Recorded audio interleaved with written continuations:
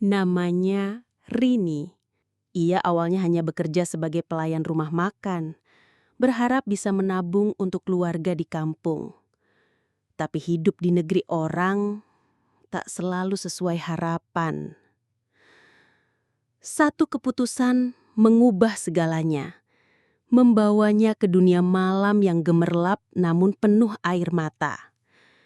Di sanalah ia bertemu seorang pria, bos tempatnya bekerja, yang memberinya rasa aman, tapi juga menjerat perasaannya dalam dilema. Kisah ini bukan sekedar tentang cinta terlarang, tapi tentang pilihan, pengorbanan, dan keinginan untuk kembali ke jalan yang diridhoi. Dengarkan cerita ini sampai akhir, karena dari balik kegelapan, Rini menemukan secercah cahaya. Dan mungkin kisah ini bisa jadi pelajaran berharga untuk kita semua. Hidupku dulu tak pernah mudah.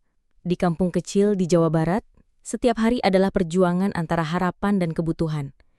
Ayahku sudah lama sakit, ibuku hanya seorang buruh cuci, dan aku adalah anak sulung dari 4 bersaudara. Kami terlilit utang setelah gagal panen, dan aku hanya bisa menatap langit malam sambil bertanya, sampai kapan semua ini akan begini? Lalu datanglah tawaran dari agen luar negeri. Kerja ke Taiwan sebagai TKW di rumah makan. Gajinya tak seberapa, tapi cukup untuk mulai membayar utang. Aku berangkat dengan hati penuh doa dan air mata ibu yang tak kunjung kering. Tapi hidup di Taiwan tak seindah janji brosur. Aku bekerja dari pagi hingga larut malam, berdiri sepanjang hari, namun tetap tak cukup. Makan harus irit, dan kiriman uang ke kampung nyaris selalu kurang. Hutang tetap menumpuk, adik-adikku tetap butuh biaya sekolah. Di tengah rasa putus asa itu, datanglah seorang teman senegara, menawarkan jalan pintas. "Kalau mau kamu bisa kerja sambilan di tempat aku," katanya pelan. "Gajinya besar, kerja malam." Aku tahu maksudnya, tapi aku juga tahu, aku lelah jadi perempuan kuat yang selalu menahan lapar demi keluarga.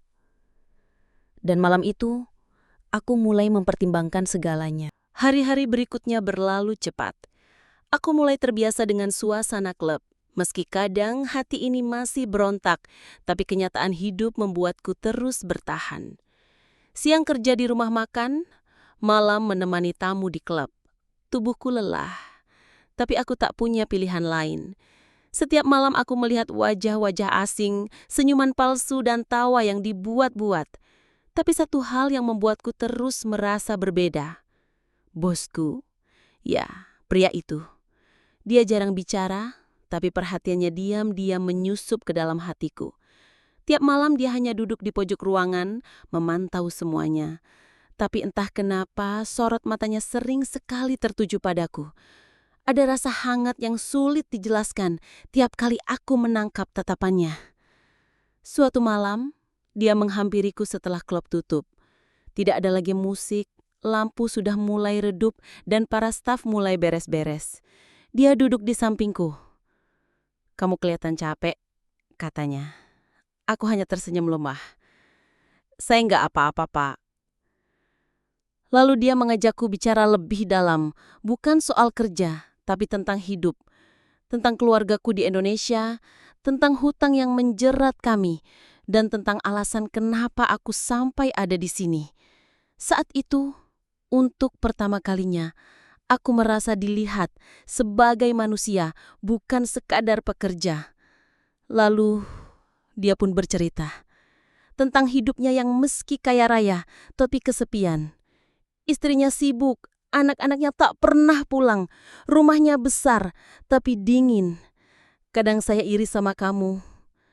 Kamu kerja keras karena cinta sama keluargamu. Saya kerja keras cuma buat tambah kosong." Kata-katanya menamparku. Entah kenapa, percakapan malam itu membuat hatiku bergetar. Lalu tanpa aku sadari, dia memegang tanganku. Lembut, hangat, tapi membuat dadaku sesak. Aku refleks menariknya, tapi dia tak memaksa, hanya menatapku. "Temani saya besok ya. Kita ngobrol di tempat yang lebih tenang," ucapnya. Aku terdiam. Hatiku berkecamuk. Ini bukan sekadar ajakan santai, tapi entah kenapa aku mengangguk. Keesokan harinya, seperti yang dijanjikan, aku menemuinya setelah jam kerja. Mobilnya sudah menunggu di parkiran belakang klub. Mewah, tenang, dan berbeda dari dunia riuh tempat kami biasa bertemu. Aku masuk ke dalam, dan dia menyambutku dengan senyuman yang, entah kenapa, tak lagi terasa dingin seperti sebelumnya. Kami melaju ke sebuah tempat yang ternyata cukup jauh dari kota. Sebuah villa kecil di tepi danau, dikelilingi pepohonan rimbun dan angin malam yang tenang. Suasananya syahdu, jauh dari keramaian yang biasanya jadi bagian dari hidupku. Kami duduk di balkon kayu, minum teh hangat, sambil melihat gemerlap lampu dari kejauhan. Dia mulai bicara pelan, seperti seseorang yang sudah lama menyimpan sesuatu dalam hati. "Aku jarang begini, kamu tahu," katanya. "Biasanya aku hanya memerintah, bekerja, lalu pulang ke rumah kosong.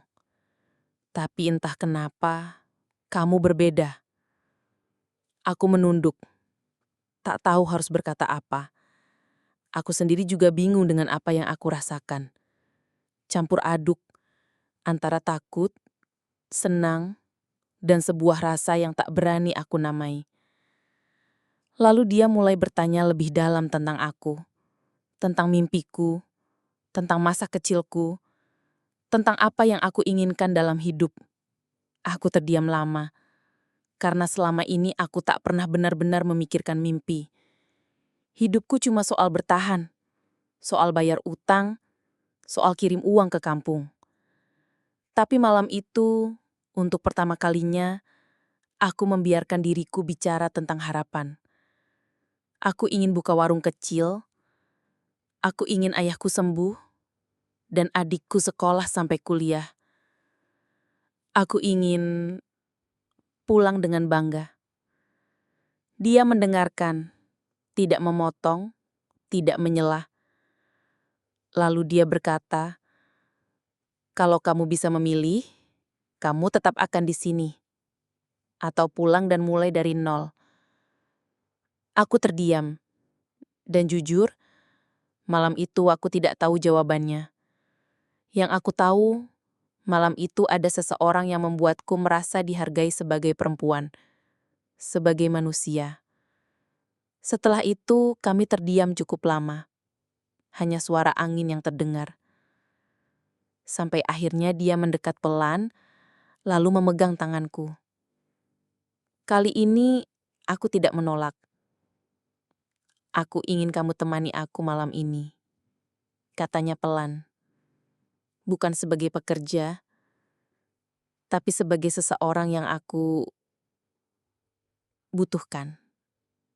Dek, kata-katanya menusuk pelan. Jantungku berdetak cepat. Rasa takut, rasa ragu, rasa senang, semuanya campur aduk. Tapi aku tahu, ini bukan sekedar ajakan. Ini seperti ujian. Aku tahu risikonya, aku tahu artinya. Namun malam itu, aku memilih. Bukan karena terpaksa, tapi karena aku sendiri ingin tahu kemana semua ini akan membawaku. Dan saat kami masuk ke dalam villa itu bersama, langkahku pelan, tapi pasti. Aku tahu, hidupku akan berubah mulai malam ini.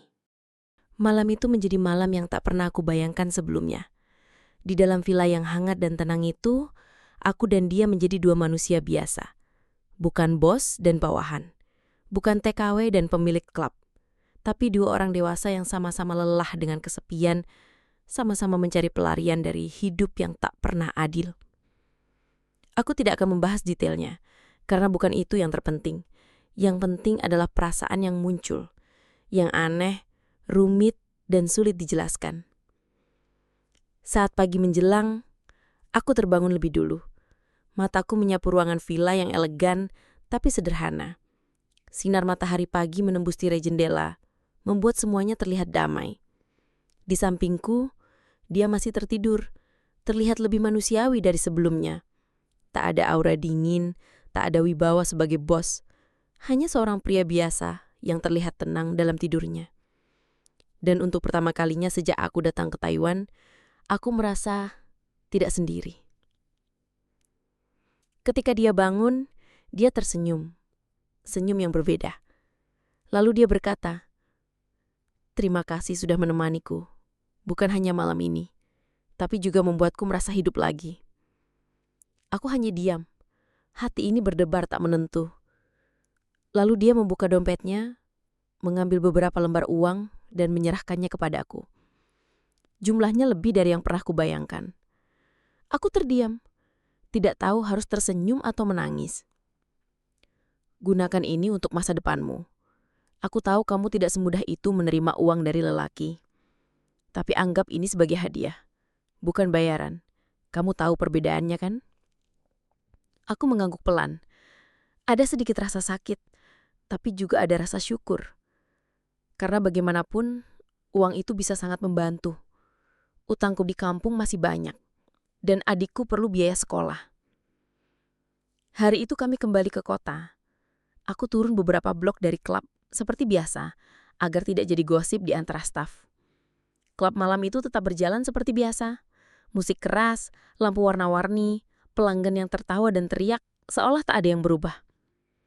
Tapi bagiku, segalanya sudah berbeda. Hari-hari selanjutnya, semuanya berjalan lebih mudah. Dia sering memanggilku ke ruangannya, bukan untuk marah atau mengatur pekerjaan, tapi untuk sekadar mengobrol atau makan siang bersama. Kadang dia menanyakan kabar keluargaku di kampung, kadang dia memberiku nasihat tentang bisnis dan kehidupan. Aku merasa lebih dihargai, lebih berarti, tapi juga lebih bingung. Hubungan kami semakin dalam, tapi juga semakin sulit dijelaskan. Kami bukan pasangan, tapi kami juga bukan sekadar atasan dan bawahan. Kami seperti dua orang yang terikat dalam ikatan samar, yang tidak jelas bentuknya, tapi terasa nyata. Tapi aku sadar, hubungan seperti ini tidak akan mudah. Aku perempuan biasa, dengan masa lalu yang rumit dan beban ekonomi yang berat. Dia pria kaya, punya keluarga, punya reputasi, dan dunia yang jauh berbeda denganku. Aku mulai bertanya-tanya, apakah semua ini hanya sementara? Atau aku sedang menuju jalan yang makin rumit? Satu hal yang pasti, aku belum siap berhenti. Karena di balik semua dilema ini, ada harapan kecil yang mulai tumbuh di hatiku. Hari-hari berikutnya seperti mimpi yang tak ingin aku akhiri. Hubunganku dengan bos makin dekat. Makin sering kami berbagi waktu, meski semuanya tetap tersembunyi. Di mata staf klub, aku hanya penerima tamu biasa. Tapi di balik layar, aku seperti wanita istimewa yang memiliki ruang di hatinya. Aku tahu, ini bukan cinta yang biasa, tapi juga bukan sekadar urusan uang atau nafsu. Ada perhatian di dalamnya, ada kepedulian yang nyata. Suatu sore saat aku sedang membersihkan meja VIP sebelum klub buka, aku menerima pesan singkat darinya. "Nanti malam, temani aku makan malam di tempat biasa. Jangan bilang siapa-siapa." Jantungku langsung berdebar. Tempat biasa itu adalah restoran kecil yang tersembunyi di pinggir kota. Di sanalah kami bisa bicara bebas tanpa takut terlihat orang. Malamnya, aku datang dengan hati campur aduk. Di sana dia sudah menunggu sambil memainkan gelas air mineralnya. Saat aku duduk, dia tersenyum. Tapi senyumnya kali ini terlihat lelah. Matanya memancarkan kegundahan yang tak biasa. "Aku ingin cerita," katanya pelan. Dan malam itu dia bercerita tentang rumah tangganya. Tentang istri yang kini lebih sering pergi ke luar negeri bersama anak-anak, meninggalkannya sendirian di rumah besar. Tentang hidupnya yang sebenarnya sepi, meski bergelimang harta. Tahu nggak, katanya sambil menatapku. Kadang aku merasa lebih hidup kalau sedang duduk berdua sama kamu di sini, daripada saat duduk di meja makan rumahku yang besar tapi sunyi. Aku terdiam. Kata-katanya menusuk langsung ke hatiku. Mungkin selama ini aku terlalu sibuk menyembunyikan rasa bersalah dan ketakutanku, sampai lupa bahwa dia pun manusia yang bisa terluka, kecewa, dan butuh teman. Malam itu, kami pulang tanpa pelukan, tanpa sentuhan, hanya hati yang saling mengerti. Tapi malam itu pula, aku mulai menyadari satu hal yang lebih dalam. Aku mulai mencintainya, bukan karena uang, bukan karena statusnya, tapi karena dia melihatku bukan sebagai pekerja atau wanita malam, tapi sebagai manusia. Namun di balik rasa itu, bayangan masa lalu dan ketakutan akan masa depan mulai mengganggu. Aku tahu hubungan ini tak akan mudah, tapi hatiku sudah melangkah terlalu jauh, dan semakin dalam aku tenggelam, semakin sulit untuk kembali ke permukaan tanpa terluka. Beberapa minggu setelah malam penuh keheningan itu, suasana mulai berubah. Hubungan kami tak lagi hanya sebatas pertemuan singkat di balik dinding klub malam. Ada keintiman yang perlahan tumbuh, bukan hanya dari tatapan matanya, tapi dari caranya memperhatikanku saat aku lelah, dari caranya mengirimkan makanan ke kamar kosku diam-diam, atau dari pesannya yang selalu tiba sebelum aku terlelap. "Sudah makan, sayang?" Awalnya aku ragu menjawab panggilan sayang itu, tapi semakin lama aku mulai terbiasa, bahkan mulai merindukannya. Setiap malam aku menunggu pesannya, menanti waktu bisa bersandar di bahunya meski hanya sebentar. Rasanya seperti menemukan pelabuhan setelah sekian lama hanyut dalam lautan kerja dan ketakutan. Dan entah sejak kapan, aku mulai menghapus bayangan lelaki yang dulu pernah mengisi hatiku di kampung. Kini, hatiku dipenuhi satu nama, bosku. Suatu hari, saat klub tutup lebih awal karena inspeksi mendadak dari aparat, dia mengajakku pergi ke villa pribadinya di daerah pegunungan. Tempatnya tenang, jauh dari hiruk-pikuk kota. Udara malamnya dingin dan sunyi. Hanya suara jangkrik dan gemericik air kolam yang menemani kami. Saat aku keluar dari kamar mandi mengenakan pijama yang disiapkannya, dia duduk di teras, menatap langit. Aku menghampirinya, dan tanpa kata dia menarik tanganku untuk duduk di sampingnya. "Kalau waktu bisa kuputar, aku ingin mengenalmu lebih awal," katanya pelan. Matanya masih menatap bintang. "Kenapa?" tanyaku sambil tersenyum gugup. "Karena kamu membuatku merasa hidup. Kamu berbeda. Kamu bukan hanya wanita cantik yang bekerja di klub. Kamu wanita kuat yang berjuang untuk keluargamu, bahkan dengan jalan yang penuh duri." Hatiku berdesir. Aku tidak tahu harus menjawab apa. Tapi malam itu dia merangkulku lebih erat daripada sebelumnya. Tidak dengan nafsu, tapi dengan rasa yang membuatku nyaris menangis. Aku merasa dihargai, dimanusiakan, dan dicintai. Namun, kebahagiaan itu tak bertahan lama. Beberapa hari kemudian, salah satu staf klub melihatku keluar dari mobilnya di dekat villa. Bisik-bisik mulai terdengar. Ada yang mencibir, ada pula yang menyindir secara halus. Aku tak peduli, tapi rasa was-was mulai tumbuh. Aku tahu, jika hubungan ini tercium hingga keluar, posisiku bisa guncang. Bisa jadi, aku dikeluarkan dari klub atau lebih buruk, dilaporkan karena dituduh menjadi selir gelap. Dan benar saja, suatu malam saat aku sedang merapikan meja, seorang wanita datang menghampiriku. Wajahnya cantik dan elegan, tapi sorot matanya dingin menusuk. "Kamu yang bernama Sari?" Aku mengangguk pelan. "Aku istri dari pria yang kamu temani selama ini. Jangan pikir aku tidak tahu. Ini Taiwan, bukan kampungmu. Kalau kau masih ingin bekerja dan hidup tenang di sini, sebaiknya kau berhenti sekarang." Dia pergi sebelum aku bisa menjawab. Jantungku seperti diremas. Nafasku sesak. Dunia seolah berhenti berputar. Aku merasa lumpuh di tempatku berdiri. Apakah semuanya akan berakhir di sini? Malam itu, aku menangis. Bukan hanya karena takut, tapi karena patah.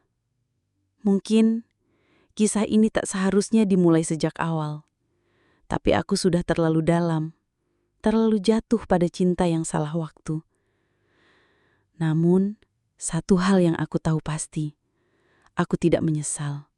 Karena di balik semua rasa sakit, aku pernah merasa dicintai dengan cara yang berbeda. Aku duduk di bangku taman belakang klub malam itu, menatap kosong ke arah langit yang mendung. Angin malam menyentuh kulitku dingin, tapi hatiku jauh lebih dingin dari itu. Beberapa hari terakhir, aku sengaja menghindari bosku. Setelah pertemuan dengan wanita yang mengaku sebagai istrinya, pikiranku terus berkecamuk. Aku sadar, aku hanya pelarian. Sebuah selipan di antara retaknya rumah tangga orang lain. Tapi kenapa perasaanku harus sedalam ini?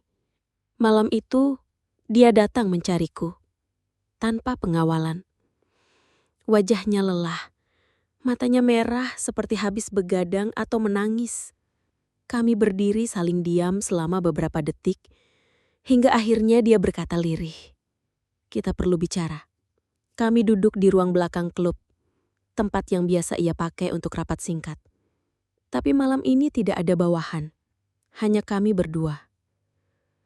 Dia menarik napas panjang, sebelum akhirnya berkata, "Aku tahu, semua ini salah. Dari awal aku tahu ini tidak mudah. Tapi, perasaanku padamu tidak pernah bohong." Aku menunduk, menahan air mata yang mulai menggenang. Aku pernah berpikir untuk memilihmu. Pergi dari semuanya. Tapi aku juga punya anak dan istri yang sudah menemaniku sejak nol. Aku gak bisa meninggalkan mereka begitu saja. Meskipun hatiku sebagian ada padamu. Kalimat itu seperti pisau yang menusuk perlahan. Sakit, tapi nyata. Aku minta maaf. Lanjutnya, aku tidak ingin kamu makin terluka. Karena kalau ini diteruskan, yang hancur bukan hanya kamu, tapi keluargaku juga. Dan aku gak akan sanggup melihat kalian sama-sama jatuh. Aku menangis tanpa suara. Satu persatu harapan yang kubangun bersamanya runtuh begitu saja. Dia meraih tanganku dan menggenggamnya kuat. Kalau kita bertemu di waktu yang berbeda, mungkin semuanya akan lain. Tapi sekarang, ini adalah perpisahan. Ia berdiri perlahan, lalu pergi tanpa menoleh lagi. Dan aku hanya bisa terdiam dengan koper kecil yang sejak tadi kupeluk erat, seperti pelarian tanpa arah. Malam itu, aku belajar bahwa cinta tak selalu berarti memiliki. Kadang, cinta harus tahu kapan harus pergi dan merelakan. Waktu berlalu, kini aku sudah tak lagi di Taiwan. Setelah perpisahan malam itu, aku memutuskan kembali ke tanah air. Tidak mudah memulai dari nol, apalagi dengan luka di hati dan masa lalu yang ingin kulupakan. Tapi justru dari luka itu, aku belajar banyak. Bahwa tidak semua yang terlihat indah harus dimiliki. Bahwa harta dan cinta yang salah arah hanya akan meninggalkan penyesalan. Aku mulai menata hidup. Berusaha membuka usaha kecil dari sisa tabungan yang halal. Aku juga lebih dekat dengan Allah. Solatku yang dulu sering kutinggalkan, kini jadi penenang. Air mataku tak lagi tumpah untuk cinta dunia, tapi untuk taubat yang tulus dari hati. Aku sadar, jalan yang dulu kupilih telah melukai banyak pihak, termasuk diriku sendiri. Untuk kalian yang mungkin sedang berada di jalan yang sama seperti aku dulu, ingatlah, tidak ada keberkahan dari harta yang diperoleh lewat cara yang salah. Allah tidak pernah tidur. Dia Maha melihat. Dan ketika kita kembali padanya, Dia akan membuka jalan-jalan yang lebih baik, lebih tenang, dan lebih mulia. Teman-teman, ambillah pelajaran dari kisah ini. Semoga bisa menjadi cermin bagi yang sedang berjuang. Jangan menyerah, jangan tergoda. Rezeki Allah luas. Dan ingatlah, hidup ini sementara. Jangan pertaruhkan akhiratmu demi kenikmatan sesaat. Jika kisah ini menyentuh hati kalian, mohon dukung channel ini dengan like, komentar, dan subscribe agar kami terus bisa berbagi cerita penuh makna dan pembelajaran hidup. Wassalamualaikum warahmatullahi wabarakatuh.